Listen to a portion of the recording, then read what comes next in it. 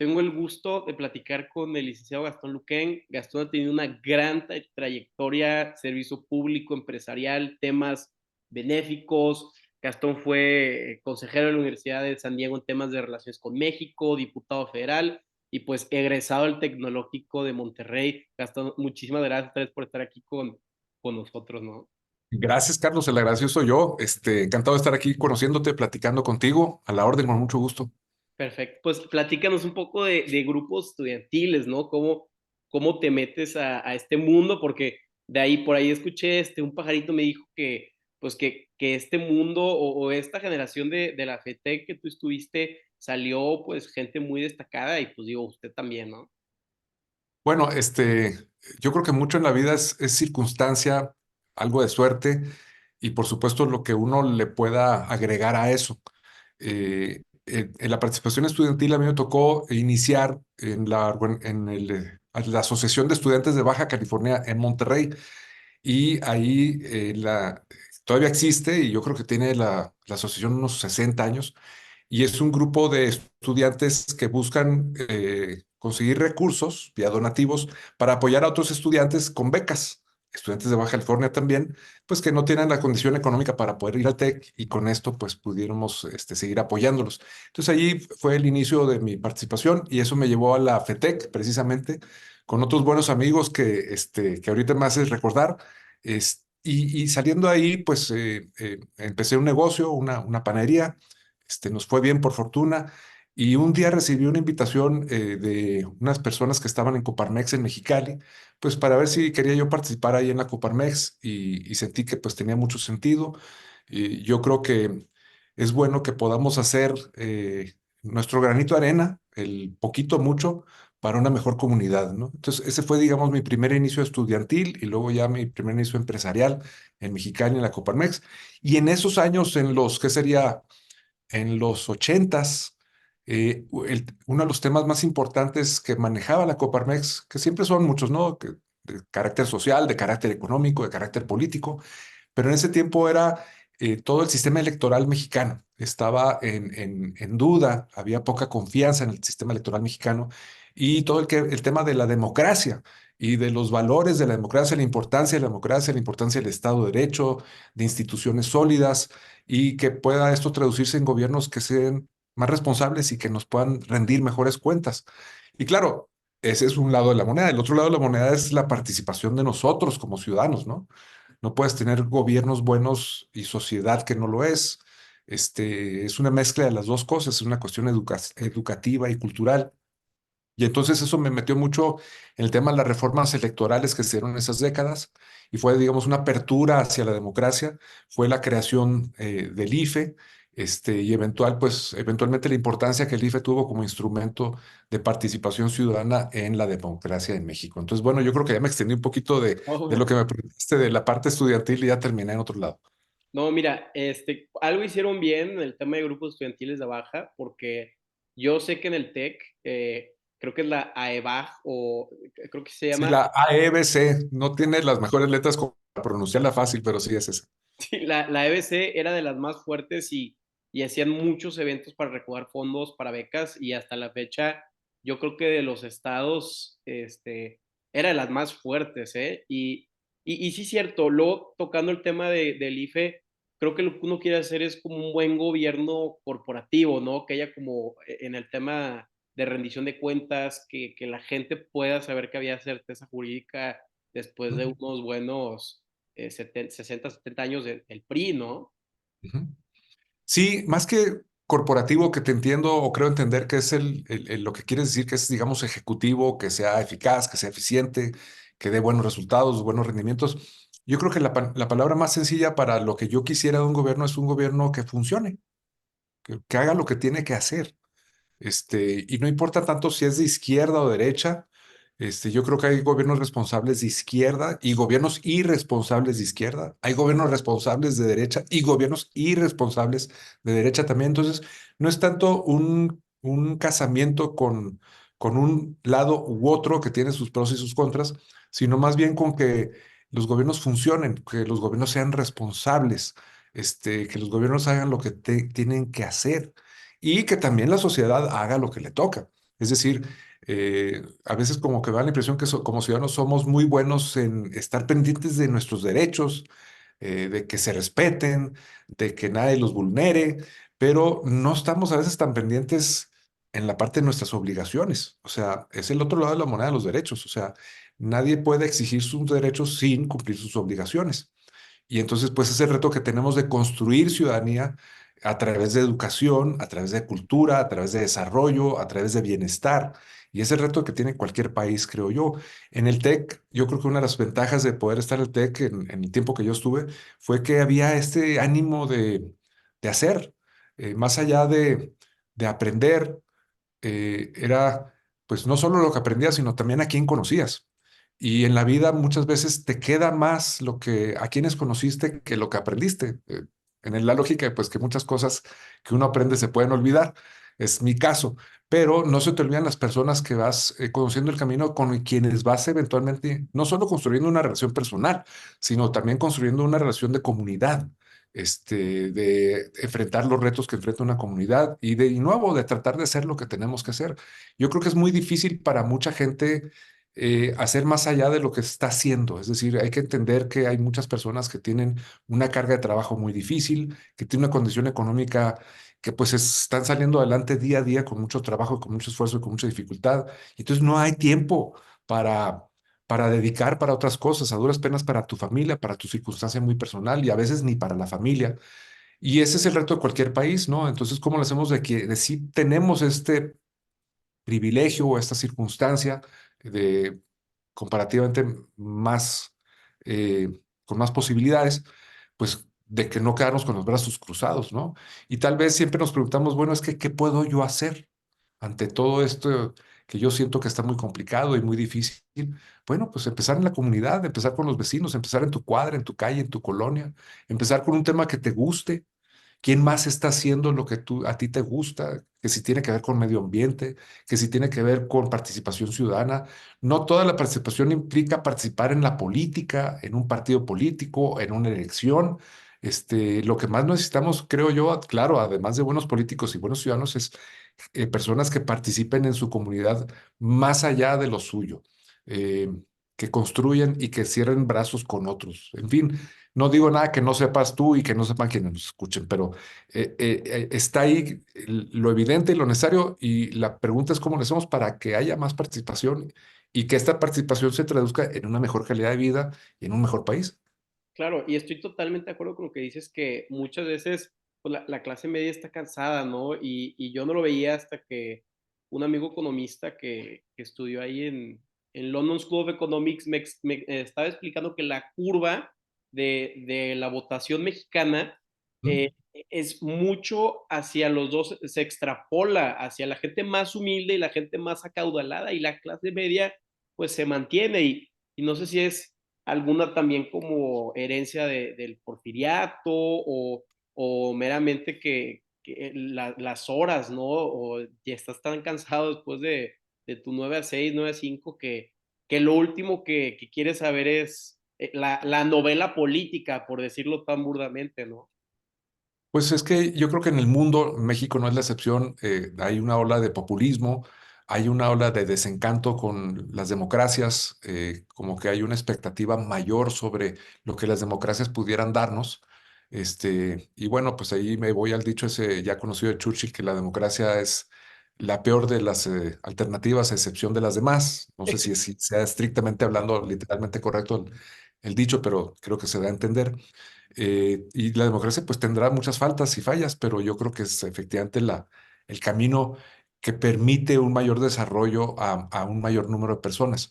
Pero esta ola de populismo pues creo yo, ha encantado, ha atrapado, ha cautivado a millones de personas en el mundo, porque el populismo, que no es una ideología, eh, es una herramienta mediante la cual se llega al poder y básicamente le dice a muchas personas, tú no tienes nada que preocuparte, yo voy a resolver tus problemas, tus enemigos son mis enemigos, tú no tienes que hacer nada más que votar por mí y yo me encargo de lo demás. Y la verdad, pues creo que es una simplificación la que estoy haciendo, pero es una simplificación que es muy atractiva, muy cómoda. O sea, me das algo por nada. Y bueno, pues eso no existe. pero hay muchas personas que no saben que no existe.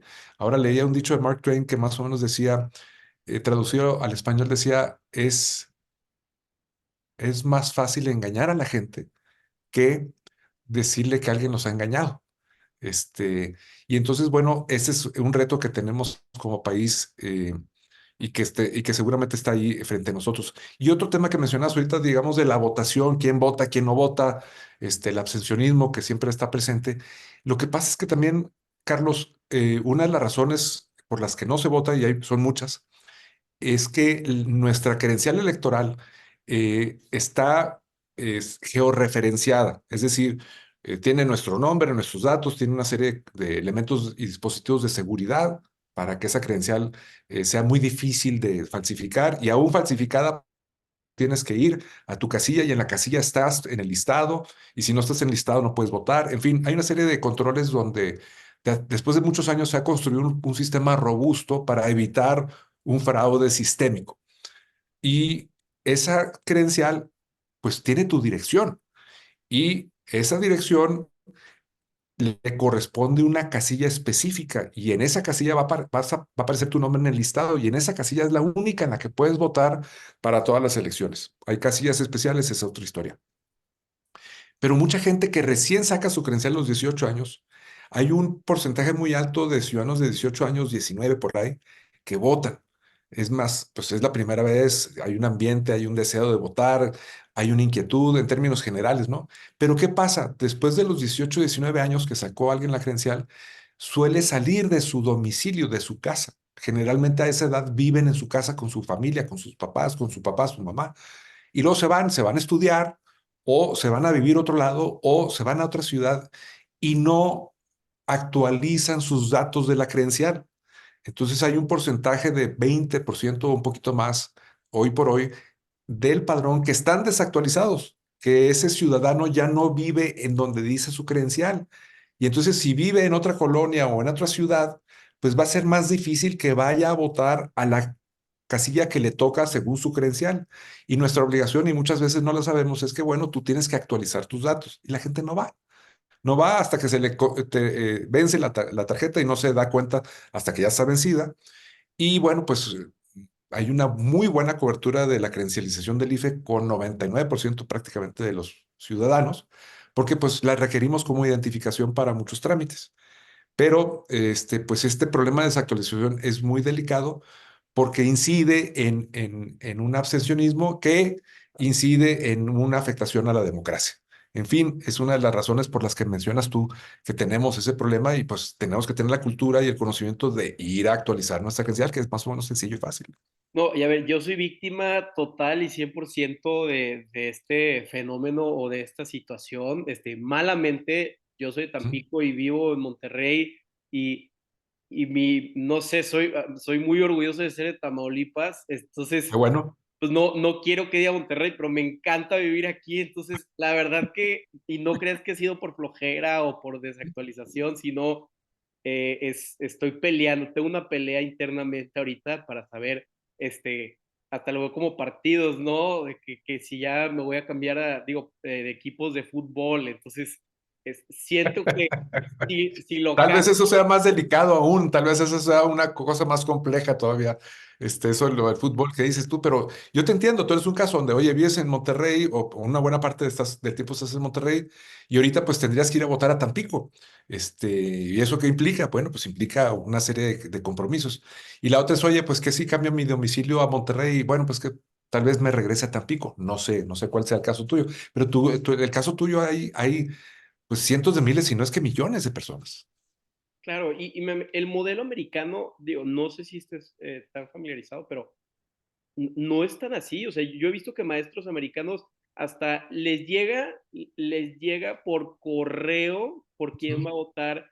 Y a mí me tocó ver cómo votaba un profesor muy americano, muy republicano del Midwest y muy interesante su manera de votar porque él, literal, me lo enseñó y me dijo, pues había muchos delegados de distrito que no sabía quiénes eran, pero ¿sabes cuál fue su criterio para saber por quién iba a votar en Michigan? Dijo, Por, mira, este tiene un apellido alemán fuerte, entonces me gustó. y votó así. Entonces, pues digo, cada quien tiene su criterio. Obviamente ahí tenían muchísimas, habían candidatos que no conocía a él, pero me llamó la atención su manera. Las razones por qué votamos por alguien, yo creo que muchas veces son emocionales, emotivas y hasta irracionales. Lo digo con todo respeto, esa es una razón irracional. Qué bueno que votó, pero votar pues prácticamente a ciegas bajo esa circunstancia, pues cada quien lo suyo, ¿no? Está en su derecho, nos guste o no nos guste. El sistema americano y el sistema mexicano son muy, muy distintos en términos de votación. En el resto del mundo, México es una especie de excepción. En México, el INE, perdón, organiza las elecciones y es un órgano autónomo del gobierno. Tiene relación con el gobierno, tiene que trabajar con el gobierno, pero es autónomo el gobierno no lo manda. Y esto creo que es muy importante. Fue un logro que se dio hace décadas que permitió que en términos generales, pues el IFE fuera bien visto y se tuviera confianza sobre el IFE. Sigue teniendo un alto índice de confianza como órgano del Estado mexicano, pero no del gobierno mexicano. Y esto se hizo o fue así, Carlos, porque había mucha desconfianza en las elecciones en México que estaban organizadas por el gobierno mexicano. Pero eso no tiene nada de malo. O sea, lo normal es que un gobierno organice las elecciones. Es una función de Estado y la mayoría de los estados en el mundo hacen o permiten o es posible que sus gobiernos organicen la elección. En Estados Unidos, ¿quién organiza la elección? Cada gobierno estatal y de manera conjunta participan en la organización de la elección federal. Y ahí puedes votar por correspondencia. Efectivamente, te llega la boleta, firmas, adiós, y ni siquiera tuviste que ir a una casilla o a un lugar de votación, un centro de votación. No tienes que ir con una credencial especial, sí, con una identificación. Es un sistema muy distinto. ¿Por qué? Porque allá el nivel de desconfianza en el sistema electoral de Estados Unidos es más bajo.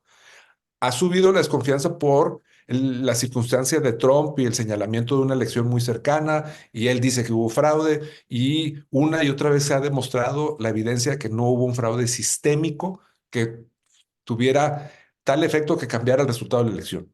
Y todavía están en discusión, pero todo este ruido genera una desconfianza sobre los órganos electorales. Y en México existe el INE con muchos candados, con muchas exigencias, con muchos recovecos. La credencial tiene una serie de dispositivos de seguridad muy importantes. La misma boleta, el papelito en el que votamos, tiene una serie de dispositivos de control de calidad y confianza. Los partidos todo el tiempo se están vigilando y viendo entre sí. Entonces, producto de esta desconfianza, vienen una serie de candados y requisitos que hacen más complicada y cara la elección. El IFES le pedimos que, el INE, perdón, le pedimos que haga muchas cosas. La ley le obliga a que haga muchas cosas. ¿Y quién hace la ley? Pues el gobierno y los poderes, el poder ejecutivo, el poder legislativo, los partidos. Ellos son los que le pusieron los candados al INE. Y estos candados implican un mayor costo para poder sacar la elección bien y adelante. Es bien importante que la transmisión del poder de unas manos a otras sea de una manera pacífica, de una manera ordenada y de una manera transparente. La transmisión del poder se da por dos vías, porque se pelean entre sí y vienen por la vía, digamos, de la violencia. Y así la historia lo demuestra en muchos países, en muchas condiciones, incluida México, una revolución, o se da de manera más normal, pacífica, civilizada, por la vía de un proceso electoral, y ese proceso electoral tiene que estar muy bien llevado y cuidado. Entonces, por eso es importante que los organismos electorales estén fuertes, que los organismos electorales se les pueda confiar, que demuestren su buena actuación. Y yo creo que por eso es importante que sigan teniendo, no sigan dependiendo, que no dependan del gobierno, porque el gobierno es un juez y parte. Este, puede tener un conflicto de interés que merme la confianza o confiabilidad o calidad de un proceso electoral. No, totalmente de acuerdo y al final del día es un logro y un éxito para esta democracia del país que el INE sea un órgano descentralizado constitucional porque le da mucho mayor protección. eh, pero también platícanos, me da mucha curiosidad el tema de Baja California. Digo, tú estuviste un poquito después siendo presidente consejero del Instituto Estatal Electoral del Estado, pero ¿cómo llegan todas estas tendencias?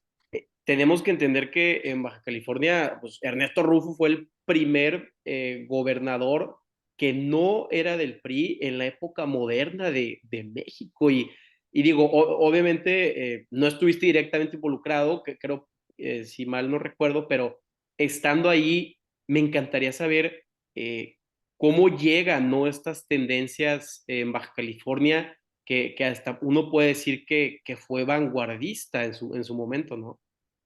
Yo creo que sí, o sea, cualquier estado, el que hubiera sido, donde eh, se, se rompen décadas de la dominio de un partido, el que sea, pues sí, sí tiende.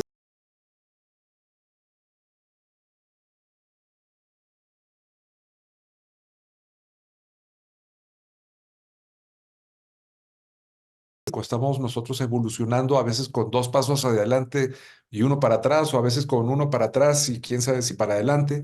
Es decir, la democracia no es estática, es dinámica, evoluciona, cambia, a veces avanza, a veces retrocede.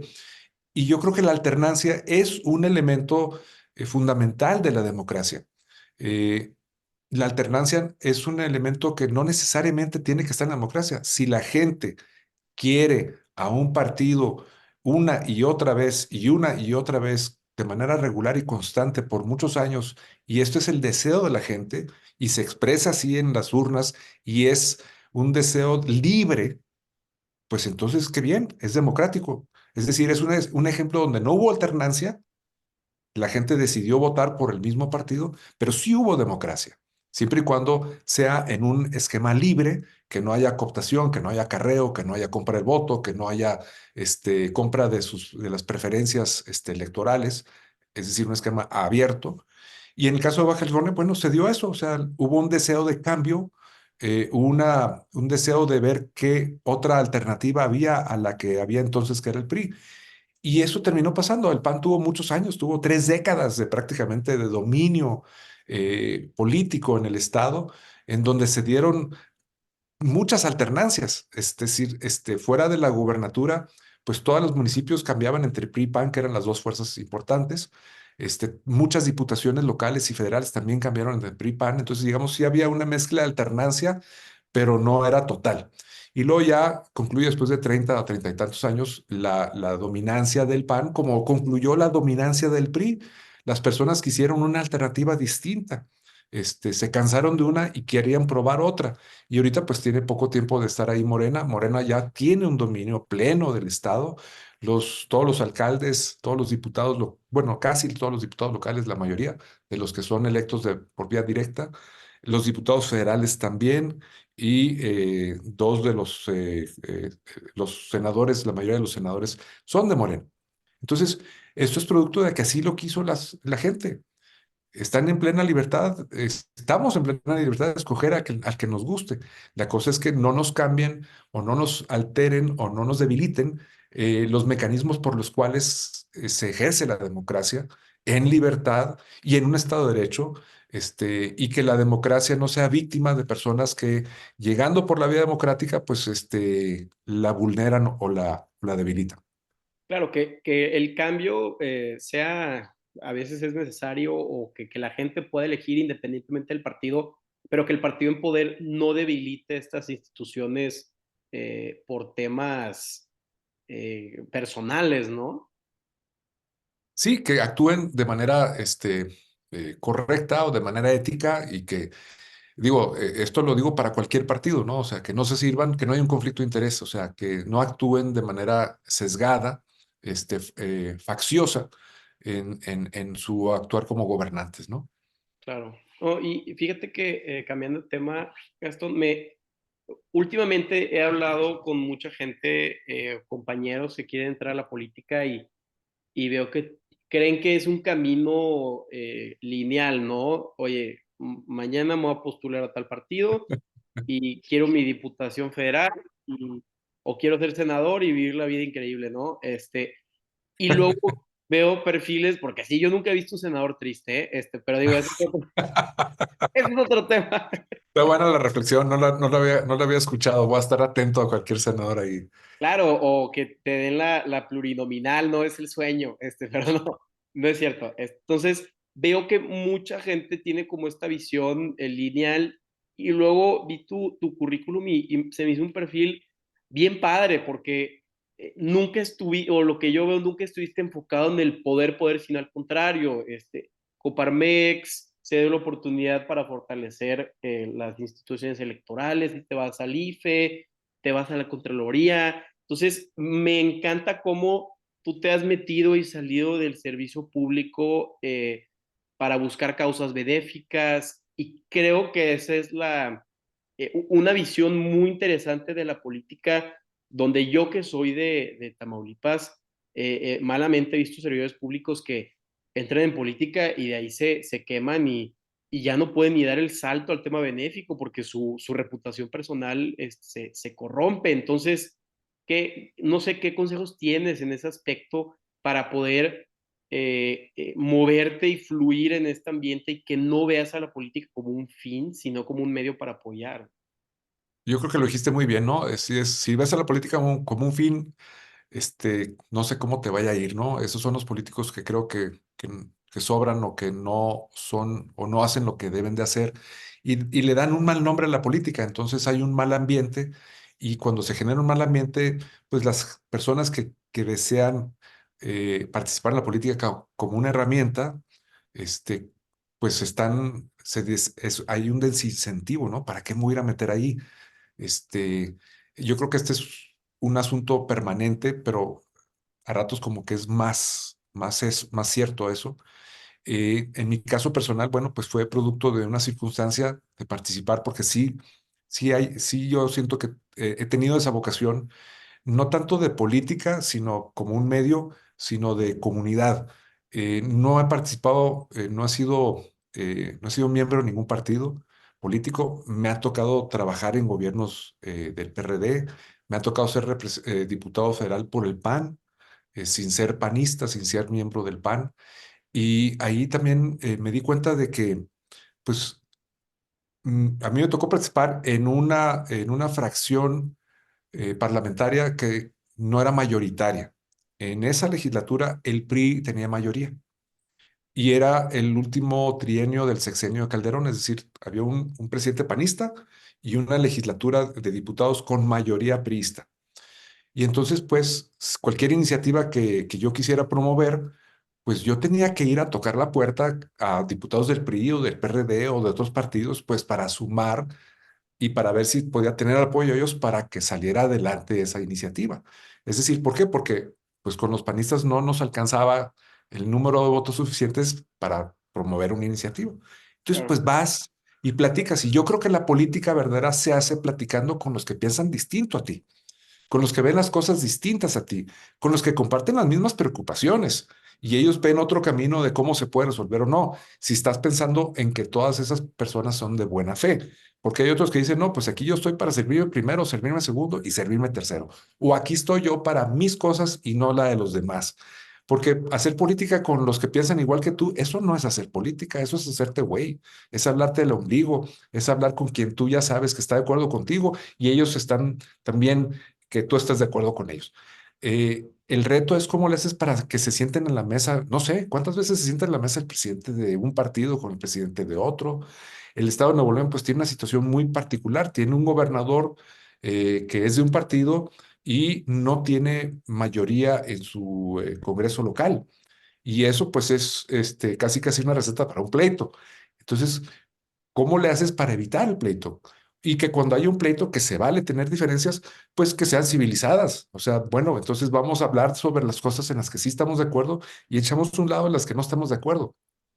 A veces estas cosas no hay la madurez suficiente, no hay la visión suficiente.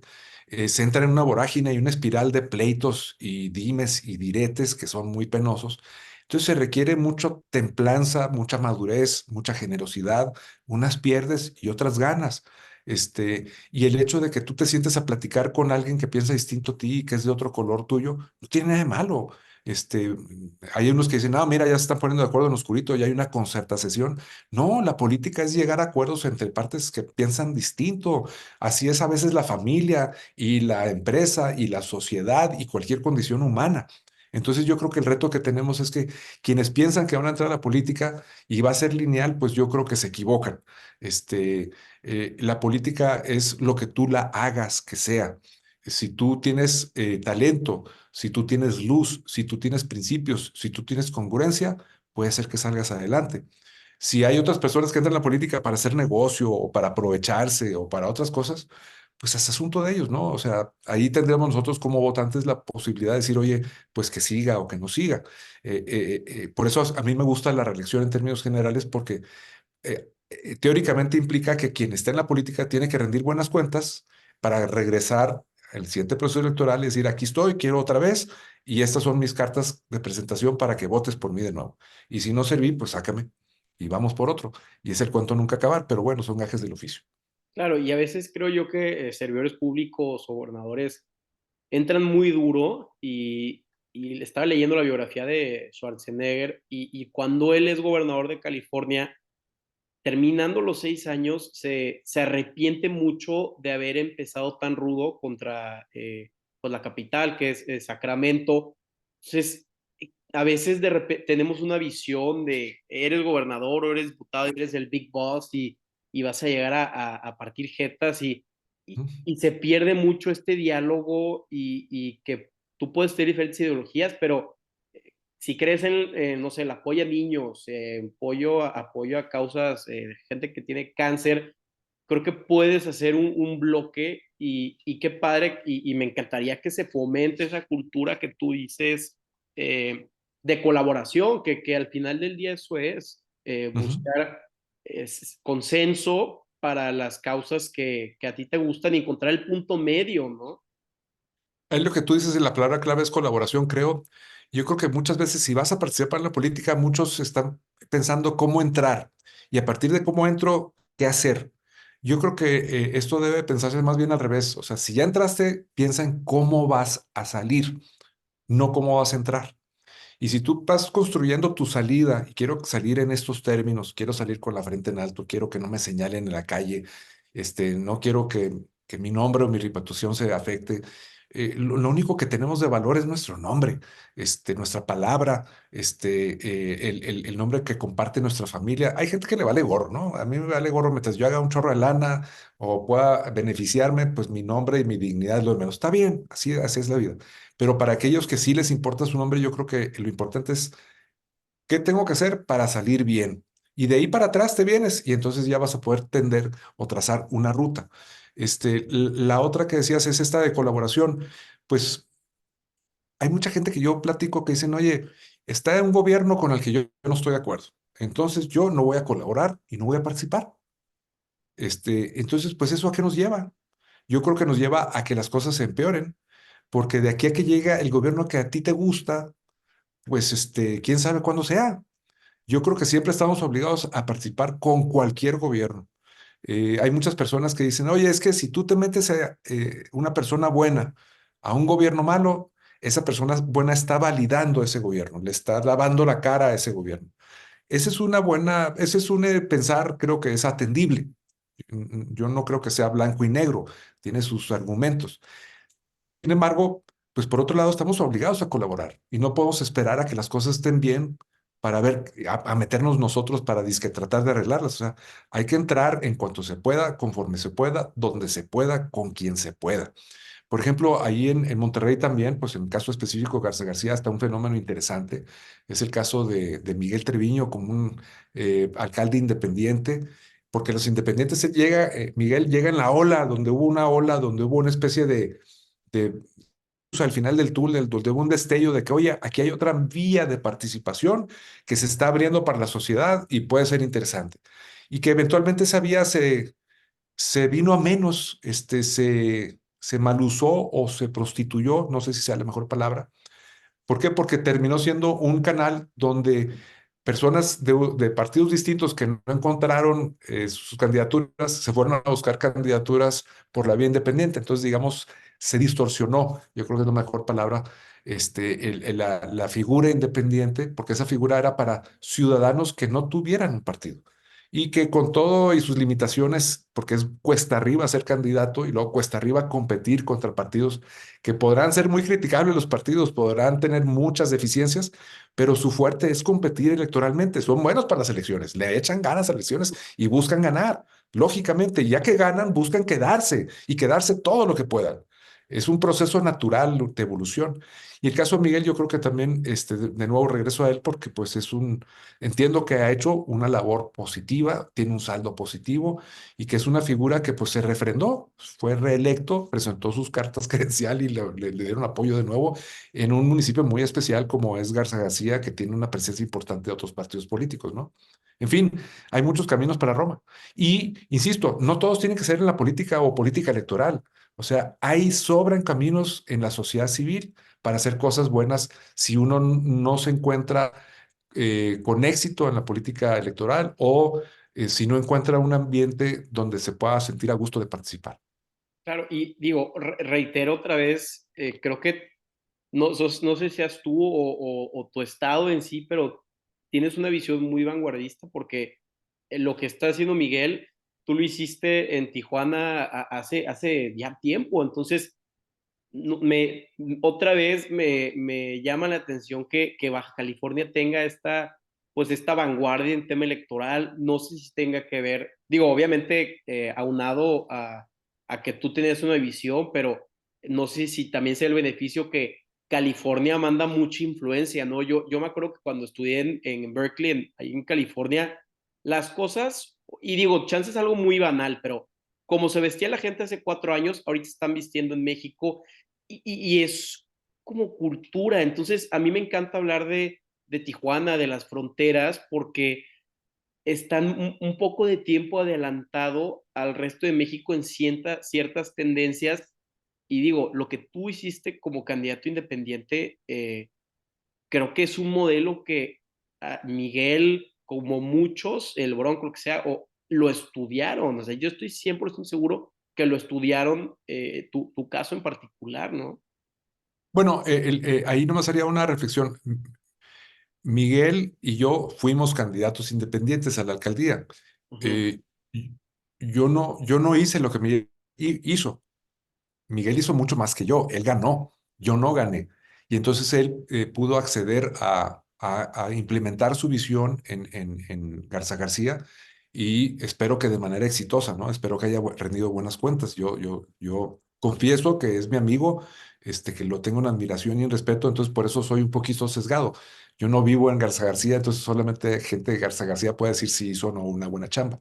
En el caso mío, sí, fui candidato independiente, logramos ahí estar en la boleta, fue la primera candidatura independiente en el estado a nivel municipio y nos encontramos con lo que esperábamos, ¿no? Sabíamos que iba a estar cuesta arriba, pero dijimos, bueno, vamos a apostarle. Tú haces una serie de apuestas y construyes una serie de hipótesis y escenarios donde crees tú que puedes lograr el éxito electoral. No tuvimos el éxito electoral.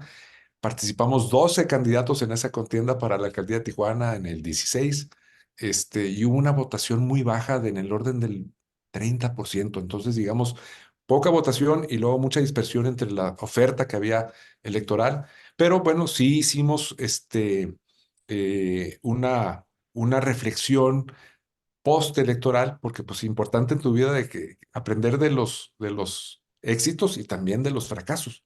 Si no, pues oye, ¿de qué sirven esas experiencias, no? O sea, aunque duela o aunque guste, tienes que saber por qué pasó para que tratar de que sean exitosas de nuevo o de que puedas, en la medida de lo posible, evitar errores y fracasos. Te digo, no te digo nada que no sepas, en fin.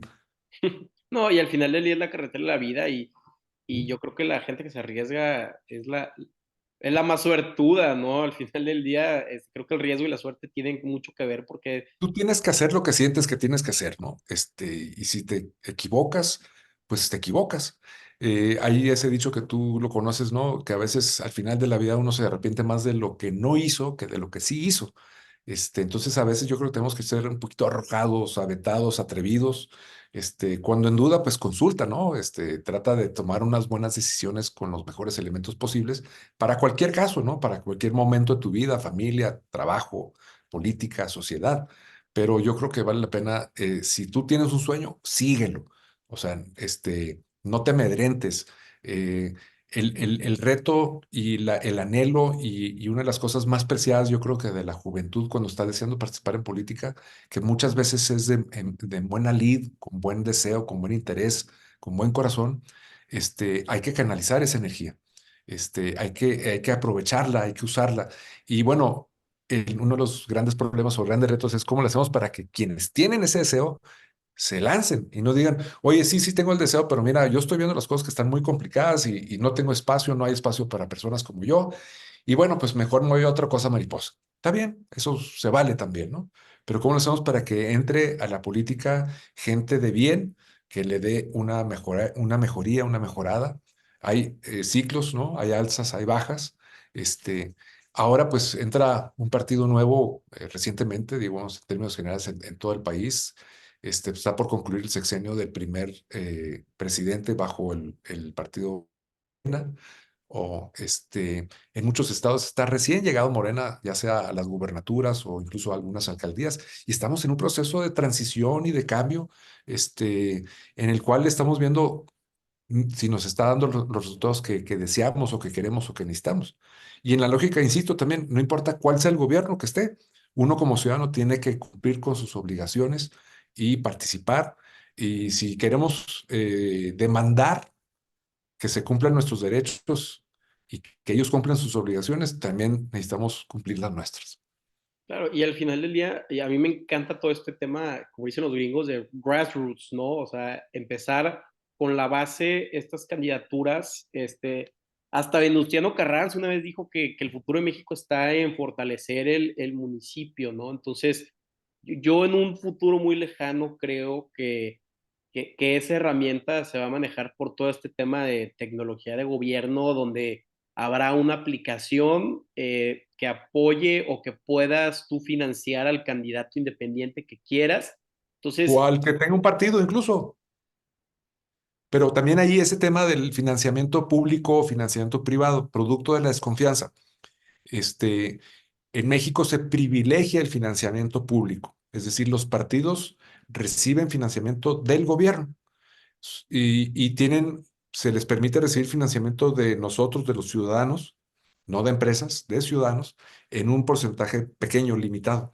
Esto en la lógica de que evitar que un partido se lleve, digamos, mucho más dinero que el otro porque tiene mucho más preferencias o genera mucho más compromisos que otro partido. Y yo creo que de las opciones, creo que la menos mala es la que tenemos. La verdad es que nos puede no gustar para nada que parte de nuestros impuestos vayan a los partidos políticos, pero yo creo que ese es como debe de ser. Yo prefiero ese esquema. Este, el reto, pues es, ahorita que lo mencionabas, y perdón si se vale cortar esta parte, íbamos también, nomás que mencionaste otra cosa que se me olvidó que creo que tenía mucho sentido. Decías de el financiamiento de los independientes y algo más, perdón. como el tema de grassroots, ¿no? Grassroots, algo más. Que el fortalecimiento de México se va a hacer apoyando al municipio. Ah, está, sí. Bueno, entonces si se vale, corte, ya otra vez. Bueno, yo soy quien para editar. Eh, lo que tú dices del municipio es sumamente importante, ¿no? Hemos sido históricamente un gobierno centralista, federalista, pero en el sentido de que la federación hace todo. Los municipios, los ingresos que ellos tienen propios, que principalmente es el ingreso del impuesto predial, en la gran mayoría de los casos no alcanzan ni para pagar el servicio de la basura. ¿El municipio en qué consiste? En atender seguridad, es decir, policía municipal, iluminación, bacheo y basura. Básicamente esas son las cuatro cosas principales que hace el municipio. No le alcanza con su predial ni para la basura en muchos casos. Entonces están dependiendo de los ingresos federales y los ingresos algunos estatales.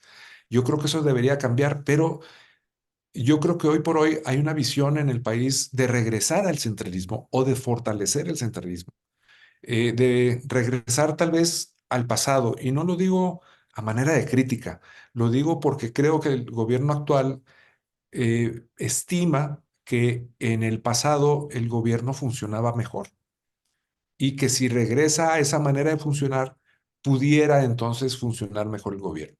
Antes el gobierno pues no tenía órganos autónomos, no tenía órganos independientes de ningún tipo electoral o de competencia o de regulación o de telecomunicaciones o de transparencia o anticorrupción. Es decir, yo creo que hay un deseo de regreso a que el gobierno haga todo. y no solo que sea mucho más importante y partícipe en la vida de del país, que incluso vuelva a tener empresas, y ya lo estamos viendo, ¿no? Mexicana de Aviación, este, el Tren Maya, otros más, ¿no? Son proyectos que pues tienen sus beneficios, pero para mí tienen un saldo negativo. ¿Por qué?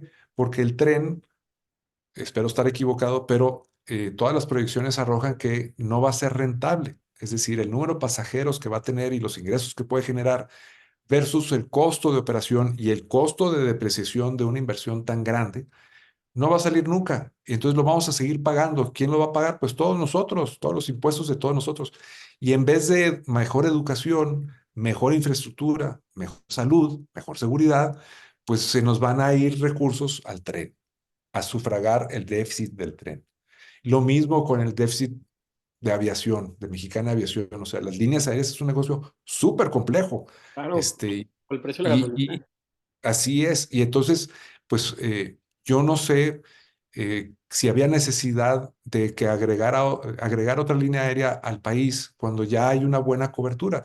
Tal vez hay rutas que no hay están suficientemente cubiertas, pero de nuevo, lo que pueda aportar una nueva línea versus el costo que va a tener, primero en competencia desleal, porque el gobierno es el dueño de la línea y el gobierno es el que regula toda la aviación civil, y regula los aeropuertos y regula hasta qué puertas le va a tocar a qué línea, a qué hora, pues está compitiendo de manera desleal contra Mexicana.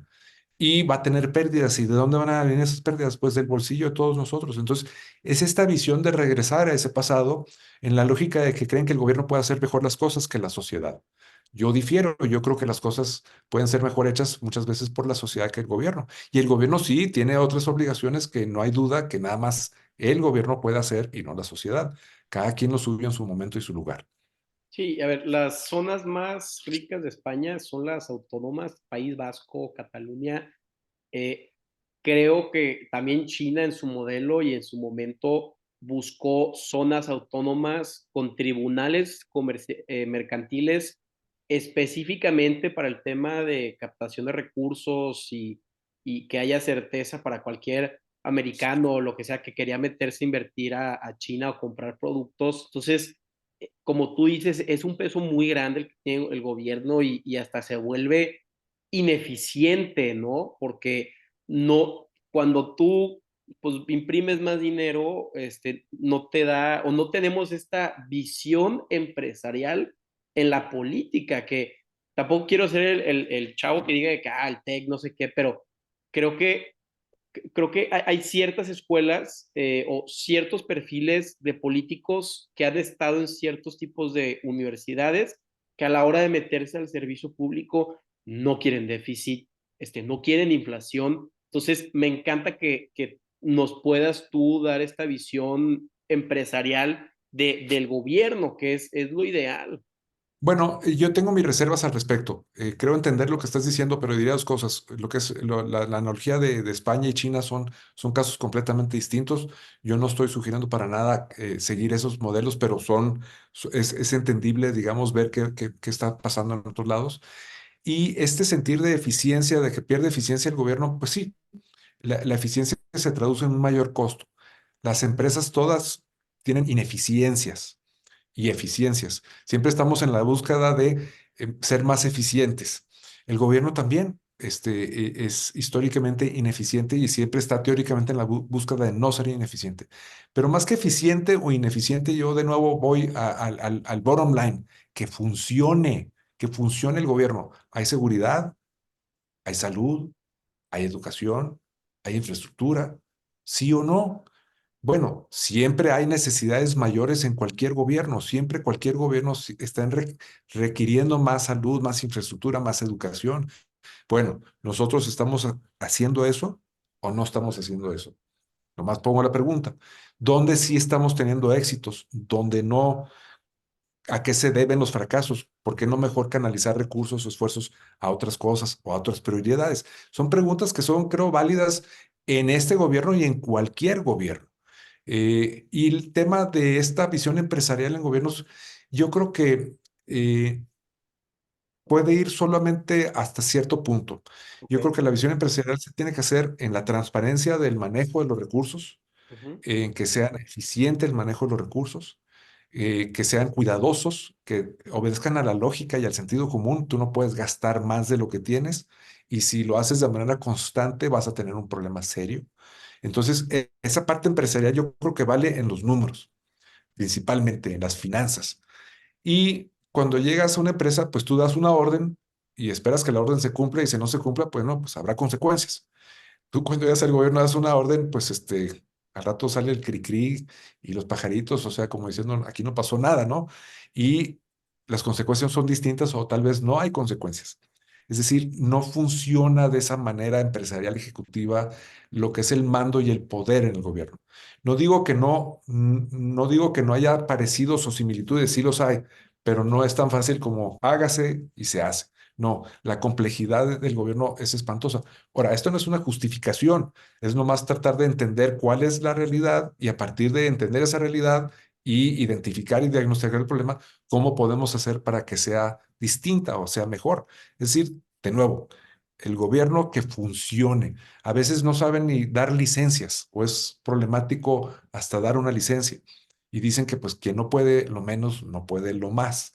Entonces el reto es que los gobiernos de cualquier color, de cualquier partido, en cualquier momento, funcionen o que funcionen mejor o que no funcionen tan mal. Es decir, si van así, que empiecen a dar la curva para mejorar. Y si van así, que le sigan yendo para allá, ¿no? Y creo que incluso pues Nuevo León, Garza García, Nuevo León, Monterrey mismo, y como muchos otros municipios tienen ejemplos y son ejemplos de ciertas cosas que son positivas, que sobresalen, y yo creo que hay que aprender de las experiencias buenas de los demás para aplicarlas. El otro reto es que a nivel municipal, pues tienes 3 años, entras y cuando ya más o menos agarras la onda, pues ya, adiós. Es decir, así es. Qué bueno que con la reelección acotada, pues hay casos donde hay personas que pueden agarrar viada y si hacen un buen papel, pues se echan otros 3 años. O sea, la reelección por muchos años estuvo prohibida, no estuvo permitida en México. Y yo creo que también es un elemento de cualquier democracia. La gran mayoría de los países democráticos tienen algún tipo de reelección y yo creo que México hace bien en tenerla. Hay un detalle de la reelección que no me gusta, eh, que los partidos políticos, la ley dice que el candidato que quieras, aquel que quiera que quiera buscar la reelección, tiene que tener el visto bueno de su partido. Entonces, bueno, yo creo que debemos de quitar ese candado para que quien llega haga lo que tenga que hacer en función de su visión de manera libre y que el partido no sea a quien él deba de voltear o ella para quedar bien y congraciarse, sino que le quiten ese candado y que esa persona, si quiere seguir en esa responsabilidad, que se tenga que congraciar con la gente y que sea la gente a quien le tenga que rendir cuentas para que cuando quiera regresar, pues entonces la gente diga, saliste bien, te apoyo de nuevo. Claro, porque si no vas, es un baile bien difícil entre quedar bien con el partido y con tu electorado. Así Y es. me gustó mucho lo que dijiste del tema del el gobierno no debe ser, debe ser como la empresa hasta cierto punto. El tema contable sí, pero pues, y no lo había pensado antes, no quieres que tu gobierno sea como una empresa, buscar el lucro o que Ujú. se vuelva algo muy autoritario, ¿no? Porque al final del día el gobierno son consensos. Entonces, o sea, siempre que digo esto de la empresa y el gobierno, no se me había ocurrido esto, entonces, Bueno, es que hay una relación mucho más cercana de la que pensamos entre la empresa y el gobierno. El gobierno es el socio principal, o si no, uno de los socios principales de cualquier empresa. Si el 30 y tantos por ciento de tus utilidades, se van al gobierno, pues él tiene una participación del 30% o 30 y tantos de tu negocio. Y yo no sé por qué los gobiernos no terminan de entender esto y para decir, oye, pues yo tengo que promover más empresas, porque las empresas me generan más recursos fiscales y más fuentes de trabajo y más desarrollo y más bienestar y más oferta y más competencia. Pues yo tengo que estimular a las empresas. Y a veces pues no hay esta visión, o sea, si tú le das una medida que afecta a la empresa, pues te estás afectando a ti como gobierno porque tú eres socio de la empresa. Tú tienes que promover que esa empresa crezca para que también crezca tus ingresos producto de las utilidades de esa empresa y que tú puedas usar esos ingresos de manera responsable y que funcione el gobierno para los temas fundamentales de seguridad, educación, salud, infraestructura, lo que ya platicamos, ¿no? Falta como que haya esa visión más de entendimiento y menos de nosotros y ellos, ¿no? Que sea más una situación de que vamos juntos en todo. Y esto no quiere decir que el gobierno sea que si es pro empresa, no va a ser pro trabajador o va a ser en contra de algo nada más porque está a favor de la empresa o le va a facilitar beneficios indebidos. No, es simple y sencillamente que ponga un esquema donde también el trabajador es un elemento importante en la empresa. También es un accionista, entre comillas, porque tiene una participación en las utilidades. Es un elemento fundamental. Bueno, ¿cómo le podemos hacer para sumar a todas esas partes en beneficio de la sociedad, en un esquema de libertad, en un esquema de libertad de libertades? Porque no solamente hay una libertad, hay muchas libertades y en un esquema de democracia y en un esquema de Estado de Derecho y en un esquema de desarrollo y de progreso y en un esquema que vaya abatiendo poco a poco la pobreza. O sea, ese es el esquema al que debemos de aspirar y debemos de preguntarnos quién nos ofrece eso. Y bueno, pues ver las alternativas y en base a esas alternativas decidir y actuar en consecuencia, ¿no? La clásica, pues, no voy a votar porque ninguno me gusta, pues se vale. Claro, nomás que pues vas a tener que pagar la consecuencia. Oye, voy a ir a votar y luego me decepciona por el que voté. Bueno, pues está bien, así sucede, esa es la vida.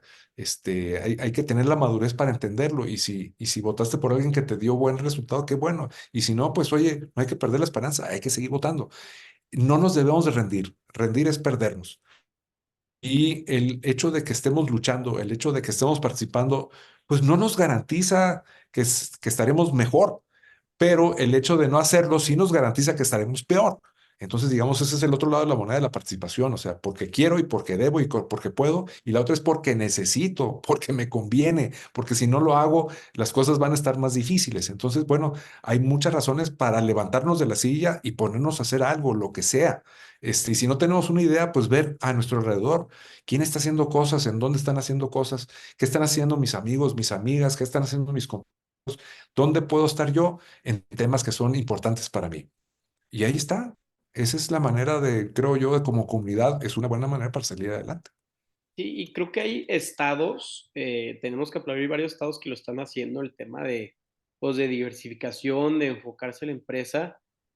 Hablé con un senador de Guanajuato y me explicaba cómo ellos desde hace unos 20 años no pusieron todos los huevos dentro de una canasta y se diversificaron si mal no recuerdo, en tres áreas, ¿no? Que es las armadoras automotrices, agricultura y todo este tema de, pues, calzado, piel. Entonces, me encanta esa visión y son temas de 15 20 años que muchas veces malamente un gobierno, pues no, de repente no ves más allá de tus 4 o 6 años, ¿no? Entonces, saber que haya un trayecto, un proceso o un debido proceso es lo que se debe de impartir, ¿no?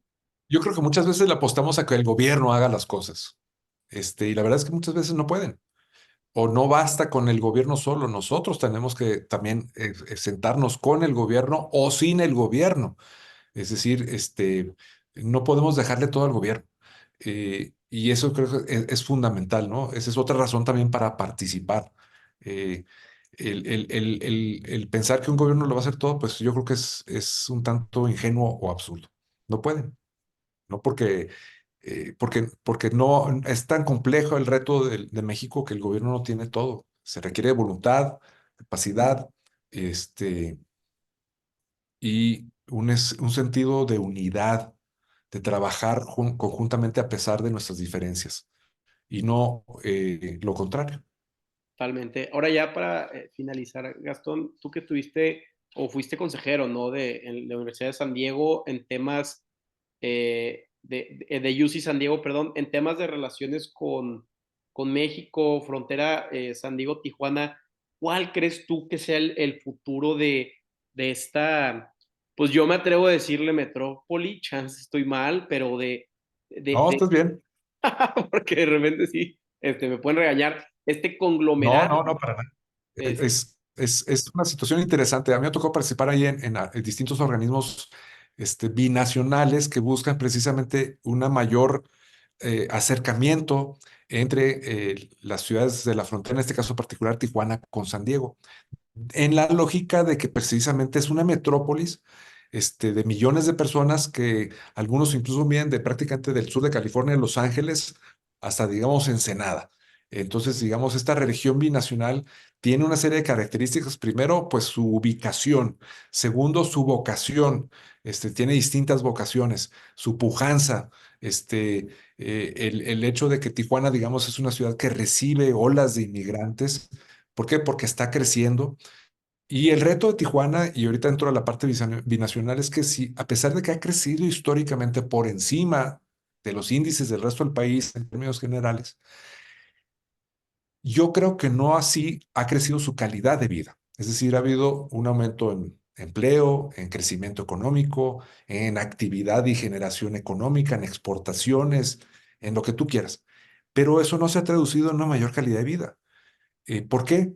Porque la inversión en infraestructura en Tijuana no ha crecido al mismo ritmo que ha crecido la ciudad. Entonces hay un déficit en infraestructura que va creciendo de no solo infraestructura vial y de agua y de energía y de salud y de educación, sino otras más. Y entonces eso ha mermado la calidad de vida. Y yo creo que una de las cosas positivas, interesantes, más que positiva, interesante, uno de los conceptos interesantes que tiene el presidente López Obrador, él habla de que no puede haber desarrollo sin bienestar. Y me gusta ese concepto porque hay ocasiones donde hay desarrollo, pero no hay suficiente bienestar o no crecen a la misma velocidad. Entonces el reto es cómo le haces para que las dos crezcan lo más parecido posible. Y yo creo que un ejemplo de esto es en Tijuana, donde ha habido desarrollo, pero no necesariamente bienestar. Y bienestar lo digo en calidad de vida, ¿no? En que haya índices de seguridad más razonables, en que haya vialidad más razonables. Tiene un transporte público Tijuana de los peores del país. Esto es injusto para los cientos de miles de personas que se mueven de sus trabajos a sus casas o a la escuela o a otros lados en Tijuana. Entonces, estos son los retos de esta circunstancia binacional. O sea, Tijuana tiene en parte este desarrollo porque tiene a la frontera pegada con el sur de California, pues que es una máquina potente económicamente. Y es importante que no nos demos la espalda. Estamos como vecinos a veces dándonos la espalda, sino que nos veamos de frente y nos hagamos así, entrelacemos. Porque para unos termina en la frontera México y ya no hay nada después. Y para Estados Unidos también, oye, pues yo ya no hay nada después de San Diego. Y no, no, sí hay y mucho. Entonces sí hay una visión que ha venido de menos a más en términos de cómo podemos hacer que nuestra región sea más competitiva económicamente y con eso se pueda traducir en un mayor bienestar y calidad de vida. ¿Y cómo le podemos hacer? Pues una cosa fundamental son los cruces fronterizos. O sea, ahorita los cruces fronterizos son un reto grandísimo en términos de seguridad para Estados Unidos y para México. Van drogas de México a Estados Unidos, viene dinero y armas de Estados Unidos a México y eso genera una complejidad espantosa, aparte del fenómeno migratorio, el fenómeno del narco y estas, digamos, actividades económicas ilegales pues conviven con las actividades económicas legales del intercambio comercial, del intercambio de servicios, del intercambio de personas y familias y escuelas. Y esto es un reto increíblemente interesante. Yo creo que ese es otro ambiente o otra área donde se puede participar de manera muy padre, porque pues hay otras muchas ciudades a lo largo de la frontera que podrán tener más o menos relación entre sí. Y yo creo que ahí hay un campo muy rico para cualquier fronterizo a lo largo de la frontera entre Estados Unidos y México, para estrechar la mano al otro lado y tomarla y decir qué podemos hacer de manera conjunta, porque muchas veces ahí en la comunidad se da más entendimiento y más cercanía y más resultados que desde Washington o desde México, que tienen otra visión distinta y es más burocrática y más complicada y más compleja. Entonces ahí a nivel local es donde se resuelven de manera más fácil los problemas y yo creo que esa es una gran oportunidad que tenemos para que este desarrollo sea el mejor posible para toda la comunidad, en la medida del posible. totalmente, que haya la confianza, ¿no? Que de estas dos comunidades para, Ujú. porque con la falta de confianza por temas de seguridad nacional, lo que sea, a nosotros, como tú dices, nos quita tiempo en los pasos fronterizos y nos da la desconfianza de no hacer negocios, ¿no? Entonces, la verdad Sí, que, claro. perdón, te interrumpí. En ese sentido, por ejemplo, la seguridad juega un papel muy importante en el tema de turismo. O sea, allí también tiene una actividad económica importantísima, es el turismo. Bueno, pues queremos que las personas puedan ir con tranquilidad a visitar Baja California, el Tijuana, Mexicali, el Valle de Guadalupe, Ensenada, y que en medio de este problema de inseguridad que tienen las fronteras, que tiene nuestro país, pues podamos ir participando para fortalecer las partes que son legales, las partes que son oportunidades, las partes que se traducen en un mejor futuro para todos nosotros y nuestras familias. Totalmente de acuerdo. Pues Gastón, de verdad, muchísimas gracias por tu No, al tiempo. contrario, Estoy Carlos. sumamente agradecido. Creo que un servidor público cuando hace lo que debe hacer o lo correcto puede estar tranquilo en su ciudad, en su estado y pues tú lo has demostrado. Me encanta cómo has visto la política como un medio para algo mejor. No tocamos los temas benéficos que has hecho, que son muchísimos, pero esperemos que en No, el futuro se pueda hacer porque pues, creo que es parte de lo que tú eres como persona y pues estamos a la orden y gracias por la confianza, ¿no? con mucho gusto, Carlos. Enhorabuena. De veras te lo agradezco mucho.